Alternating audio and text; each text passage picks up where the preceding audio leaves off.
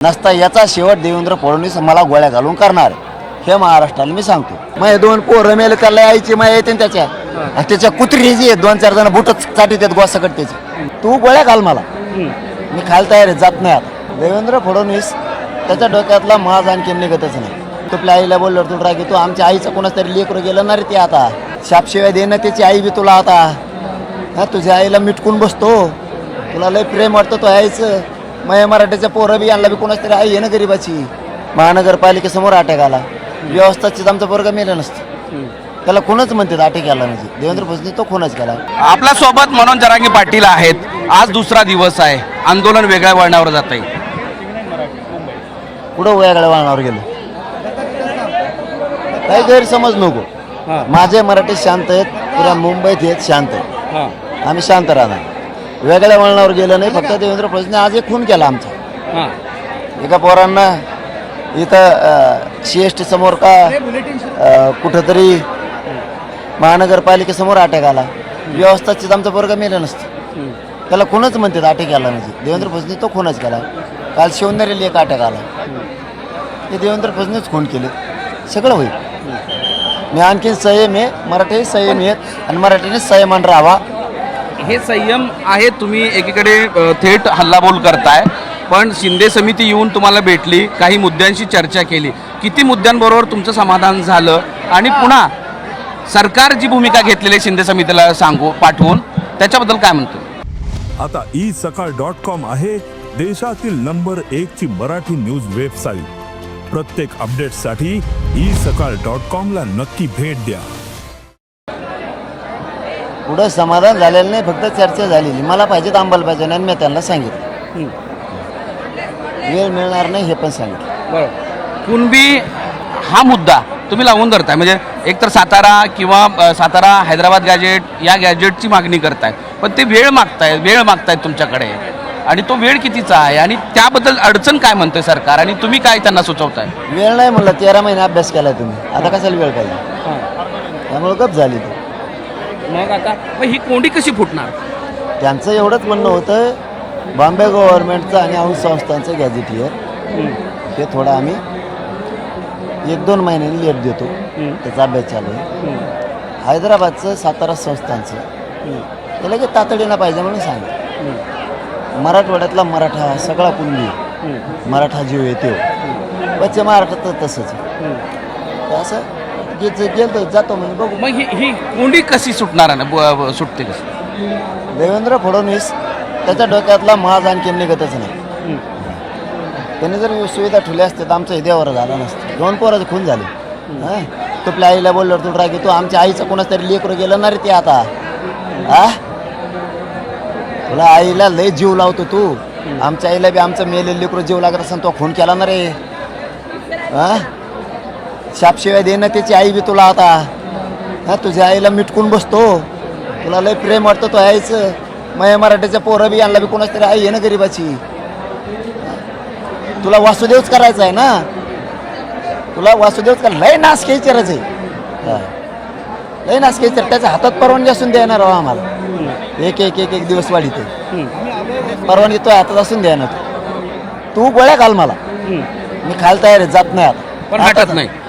शिंदे समिती तुम्ही म्हणाले की शिंदे समितीला पाठवून शिंदे समितीचा अपमान झाला, राज्य सरकारचा अपमान झाला. त्याला कळन आता, त्याला कळन. त्याला मला गोळ्या घाल तू, काय हरकत नाही. तो आता सत्ता आहे ना तुला, ते माझ आहे ना, कळन. ते मला आता माहिती मिळाली, त्या अमित शहानी सांगितलं जणून, आता खरं खोटं मला माहित नाही, की लालबागच्या दर्शनाला येतो, पण लालबागच्या गणेश मंडळाच्या त्या समितीनं मराठ्यांसाठी जे जेवणाला तुम्ही जेवण देता ते बंद करा तर येतो.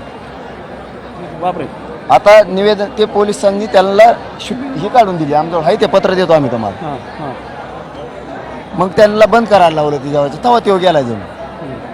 आता खरं आहे खोटं मला नाही वाटत अमित शहा साहेब असं म्हणलं, पण हे देवेंद्र फडणवीसनी करून घेतलं असताना असं वाटतं. मराठ्या हो, पुढच्या शनिवार रविवारपर्यंत शांत राहा. माझा हात जोडून तुम्हाला सांगणे, कोणी गैरसमज करायचा नाही.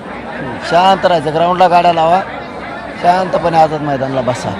आपण आरक्षण घेऊन नसतात त्याला पुढच्या शनिवारी रविवारी त्याला कळणार आहे, महाराष्ट्र जाडून पुसून मुंबईत येणार.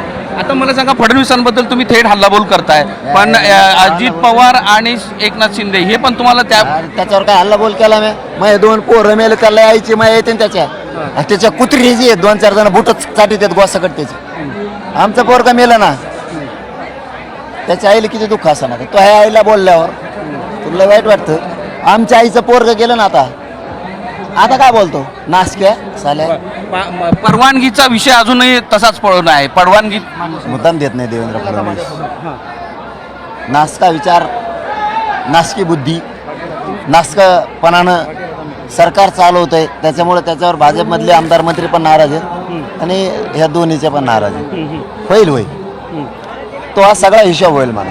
शांततेत होणार पण सगळा हिशोब होईल. पण आता ह्या आंदोलनाचा शेवट व्हायचा कसा, हा एक प्रश्न सगळ्या महाराष्ट्राला पडला. त्याचं उत्तर तुमच्याकडे आहे का? आरक्षण घेऊन होणार नसता याचा शेवट देवेंद्र फडणवीस मला गोळ्या घालून करणार, हे महाराष्ट्राला मी सांगतो. त्या दिवशी तू जाणं आणि मराठी जाणं. मग एक प्रश्न आहे की पुन्हा पुन्हा असं सांगितलं जातं की मुंबईच्या नागरिकांची अडचण होती आहे. मुंबईच्या नागरिकाची अडचण, मुंबईचे नागरिक शहाणे व्हा. तुम्हाला सरळ सांगतो, आम्ही गरीबाचे लेकर तिथं आलोत. देवेंद्र फडणवीस हाल करतो. त्याला 4 महिन्यापूर्वी सांगितलं होतं आमचं आरक्षण. आणखीन काहीच नाही, पुढच्या शनिवारी रविवारी पुरा मराठा झाडून पुसून येणार. तुम्ही मध्ये बोलताना असं म्हणाले की हे सगळं ठरवलेलं आहे, तुझ्या मनासारखं कसं करायचं ते करून टाका, असं तुम्ही सातत्यानं म्हणतायत भाषणामध्ये. काय आहे त्यांच्या मनामध्ये जे तुम्हाला कळालेलं आहे? गोळ्या घालून मारायचं किंवा जेलात टाकायचं. पोराला हाणून दाखवतो मुंबईत, मग महाराष्ट्रात काय होतं मुंबईत काय होतं बघ तू जाणं ते मराठी जाणं. मग तुम्हाला भीती वाटते का गोळ्या घालतील? आणि नाही इकडे आलो असतं का तिकडेच राहिलं असतं. मग तसं होईल असं वाटतं? मोजित मी त्याला नाही मोजित मी, ते केवढ्याचं आहे, त्याला नाही मोजित मी. त्याला कळन नुसती मुंबई, त्याला वाटत महाराष्ट्रातलं येत ते इथं जसं वागत तसं नाही त्याला त्रास होणार त्याचं तिकडं. आता हे जसं तसं उत्तर ते इथं आम्हाला जसं वागन तसं आमच्या मराठीत तिथं तसं वागणार. मुंबईत मुंबईच्या बाहेर मुंबईत नाही, त्याच्या नेत्याला सुद्धा तसंच वागणार. आता एक शेवटचा प्रश्न विचारतो. गर्दी वाढायला लागलेली आहे, गर्दी ही अशी वाढणार आहे काय, संताप वाढणार आहे काय चित्र असेल उद्या परवा? मी एवढंच सांगतो, मराठ्यांनी शांत राहायचं, संयम ठेवायचा, शांततेत राहायचं, गाड्या ग्राउंडला लावायच्या आणि मुंबईत आंदोलनाला यायचं. बाकी काही काम तुम्ही करायचं नाही. एक शेवटचा विचारतो. आता काही किती छेडलं तरी कोणाला शिवी द्यायची नाही, दगडफेक जाळपोळ कोणी करायचं नाही, शांत राहायचं. काही निरोप आलाय आता पुढील बैठकीचा चर्चेचा? मला काही गरज नाही, आज अवलंबणार आहे. घटनेने म्हणलं अजूनपर्यंत कुठलाही निरोप आलेला नाही आणि परवानगीचा विषय जर म्हणत असाल तर ते त्याच्याशी माझं काही देणं घेणं नाही. पण इथून मरेपर्यंत हटणार नाही, कारण गंभीर आरोप केलेला आहे साम टीव्हीवर बोलताना मनोज जरांगे यांनी की एक तर मुख्यमंत्र्यांना हे आंदोलन चिरडायचं आहे, मला गोळ्या मारायच्या किंवा अटक करायचं आहे. आणि त्यामुळं मी सुरुवातीला जसं म्हणालो होतो की हे आंदोलन आता वेगवेगळ्या वळणावर जात आहे. हे आता पुढचं वळण काय असेल हे पाहणं तितकंच महत्त्वाचं असेल. माधव सावरगावे, साम टीव्ही, मुंबई. देश विदेशातील प्रत्येक घडामोडींचे लाईव्ह अपडेट मिळवण्यासाठी आता साम टीव्हीच्या सर्व सोशल मीडिया प्लॅटफॉर्मला लाईक, फॉलो आणि सबस्क्राईब करा. तसंच सर्व नोटिफिकेशनसाठी बेल आयकॉन प्रेस करायला विसरू नका.